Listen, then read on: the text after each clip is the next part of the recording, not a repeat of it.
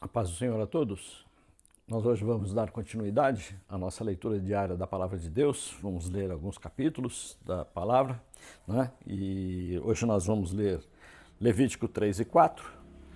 Nós vamos ler Provérbios 20 e no Novo Testamento o livro de Mateus, capítulo 9, versículo de 1 a 17.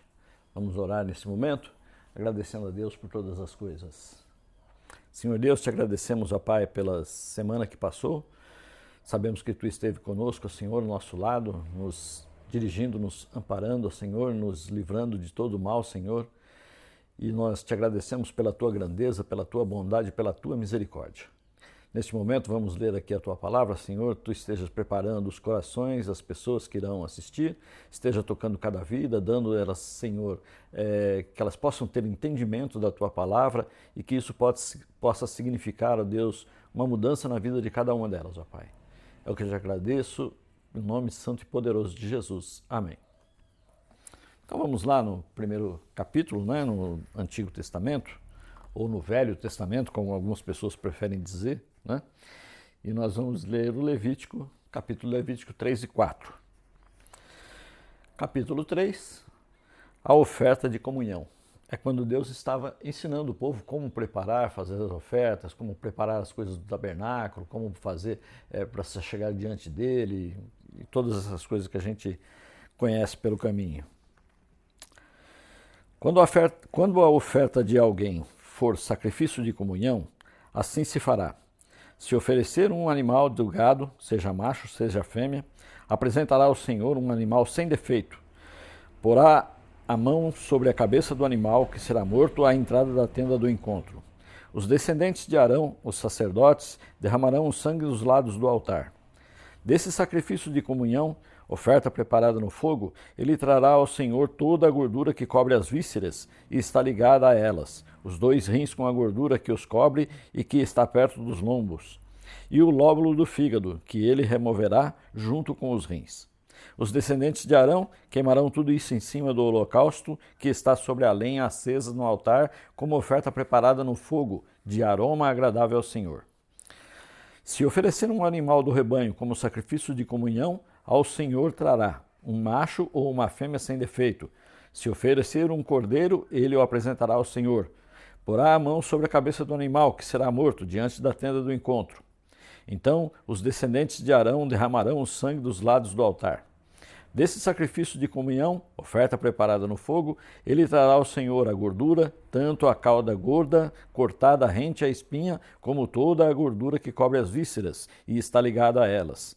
Os 2 rins com a gordura que os cobre, que está perto dos lombos, e o lóbulo do fígado, que ele removerá junto com os rins. O sacerdote os queimará no altar como alimento oferecido ao Senhor, preparado no fogo. Se a sua oferta for um cabrito, ele apresentará ao Senhor. Porá a mão sobre a cabeça do animal, que será morto diante da tenda do encontro. Então os descendentes de Arão derramarão o sangue nos lados do altar. Desse animal, que é uma oferta preparada no fogo, trará ao Senhor a gordura que cobre as vísceras e está ligada a elas, os 2 rins com a gordura que os cobre e que está perto dos lombos, e o lóbulo do fígado, que ele removerá junto com os rins. O sacerdote os queimará no altar como alimento, como oferta preparada no fogo, de aroma agradável. Toda a gordura será do Senhor. Este é um decreto perpétuo para as suas gerações, onde quer que vivam. Não como gordura alguma, nem sangue algum. O capítulo 4, agora oferta pelo pecado. O Senhor ordenou a Moisés: diga aos israelitas, quando alguém pecar sem intenção, fazendo o que é proibido em qualquer dos mandamentos do Senhor, assim se fará. Se for o sacerdote ungido que pecar, trazendo culpa sobre o povo, o sacerdote trará ao Senhor um novilho sem defeito como oferta pelo pecado que cometeu. Apresentará ao Senhor o novilho à entrada da tenda do encontro. Porá a mão sobre a cabeça do novilho, que será morto perante o Senhor. Então o sacerdote ungido pegará um pouco do sangue do novilho e levará à tenda do encontro. Molhará o dedo no sangue e o aspergerá 7 vezes perante o Senhor, diante do véu do santuário.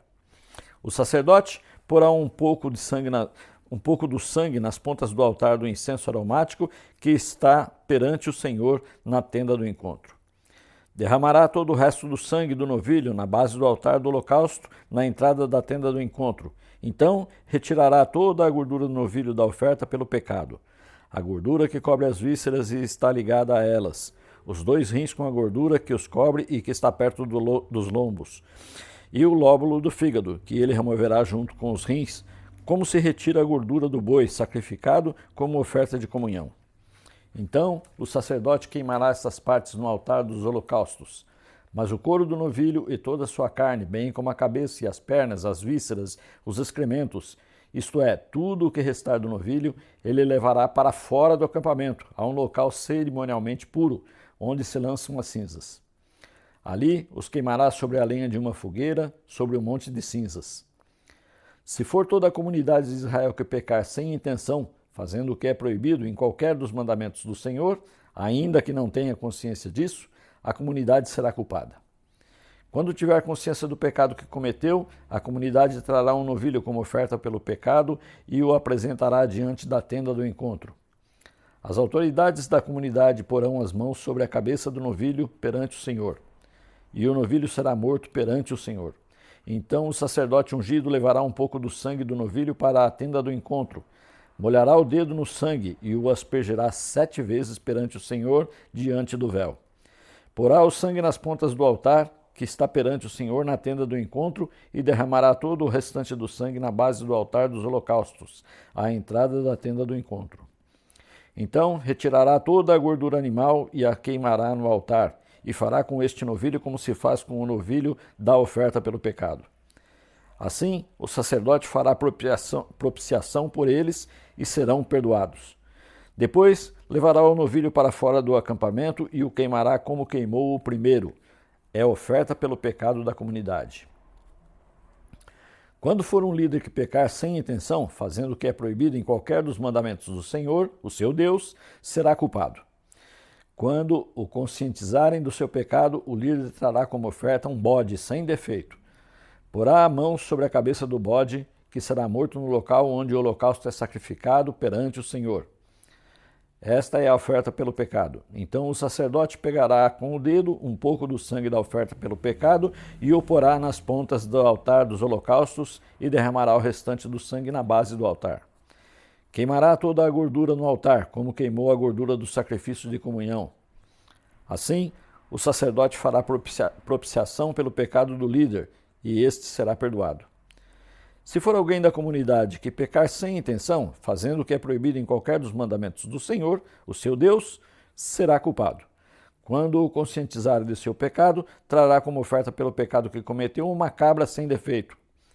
Porá a mão sobre a cabeça do animal da oferta pelo pecado, que será morto no lugar dos holocaustos. Então o sacerdote pegará com o dedo um pouco do sangue e o porá nas pontas do altar dos holocaustos e o derramará o restante do sangue na base do altar. Então retirará toda a gordura, como se retira a gordura do sacrifício de comunhão. O sacerdote a queimará no altar como aroma agradável ao Senhor. Assim, o sacerdote fará propiciação por esse homem, e ele será perdoado. Se trouxer uma ovelha como oferta pelo pecado, terá que ser sem defeito. Porá a mão sobre a cabeça do animal que será morto como uma oferta pelo pecado no lugar onde é sacrificado o holocausto. Então o sacerdote pegará com o dedo um pouco do sangue da oferta pelo pecado e o porá nas pontas do altar dos holocaustos e derramará o restante do sangue na base do altar. Retirará toda a gordura, como se retira a gordura do cordeiro do sacrifício de comunhão. O sacerdote a queimará no altar, em cima das ofertas dedicadas ao Senhor, preparadas no fogo. Assim, o sacerdote fará, em favor do culpado, propiciação pelo pecado cometido e ele será perdoado. Amém? Capítulo 20 de Provérbios. Mais uma parte que Salomão nos deixa, né? Para a gente nos orientar na nossa conduta moral dia a dia. O vinho é zombador e a bebida fermentada provoca brigas. Não é sábio deixar-se dominar por eles. O medo que o rei provoca é como o do rugido de um leão. Quem o irrita põe em risco a própria vida. É uma honra dar a fim em contendas, mas todos os insensatos envolvem-se nelas. O preguiçoso não ara a terra na estação própria, mas na época da colheita procura e não acha nada. Os propósitos do coração do homem são águas profundas, mas quem tem discernimento os traz à tona. Muitos se dizem amigos leais, mas um homem fiel, quem poderá achar? O homem justo leva uma vida íntegra, como são felizes os seus filhos. Quando o rei se assenta no trono para julgar, com o olhar esmiuça todo o mal. Quem poderá dizer, purifiquei o coração, estou livre do meu pecado? Pesos adulterados e medidas falsificadas são coisas que o Senhor detesta. Até a criança mostra o que é por suas ações. O seu procedimento revelará se era pura e justa. Os ouvidos que ouvem e os olhos que veem foram feitos pelo Senhor. Não ame o sono, senão você acabará ficando pobre. Fique desperto e terá alimento de sobra. Não vale isso, diz o comprador. Mas, quando se vai, gaba-se do bom negócio. Mesmo onde há ouro e rubis em grande quantidade, os lábios que transmitem conhecimento são uma rara preciosidade. Tome-se a veste de quem serve de fiador ao estranho. Sirva ela de penhor de quem dá a garantia a uma mulher leviana. Saborosa é a comida que se obtém com mentiras, mas depois dá areia na boca. Os conselhos são importantes para quem quiser fazer planos, e quem sai à guerra precisa de orientação. Quem vive contando casos não guarda segredo, por isso evite quem fala demais. Se alguém amaldiçoar o seu pai ou sua mãe, a luz de sua vida se extinguirá na mais profunda escuridão. A herança que se obtém com ganância no princípio, no final não será abençoada. Não diga, eu o farei pagar pelo mal que me fez. Espere pelo Senhor, e Ele dará a vitória a você. O Senhor detesta pesos adulterados, e balanças falsificadas não o agradam. Os passos do homem são dirigidos pelo Senhor. Como poderia alguém discernir o seu próprio caminho? É uma armadilha consagrar algo precipitadamente e só pensar nas consequências depois que fez o voto. O rei sábio abana os ímpios e passa sobre eles a roda de debulhar. O espírito do homem é a lâmpada do Senhor e vasculha cada parte do seu ser. A bondade e a fidelidade preservam o rei. Por sua bondade, ele dá firmeza ao seu trono. A beleza dos jovens está na sua força. A glória dos idosos nos seus cabelos brancos. Os golpes e os ferimentos eliminam o mal. Os açoites limpam as profundezas do ser. Amém?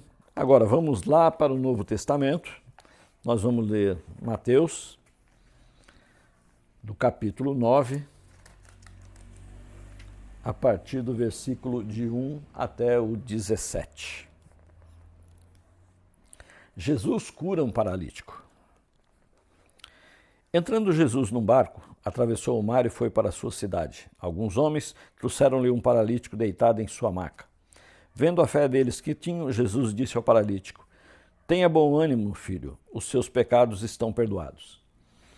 Diante disso, alguns mestres da lei disseram a si mesmo: este homem está blasfemando.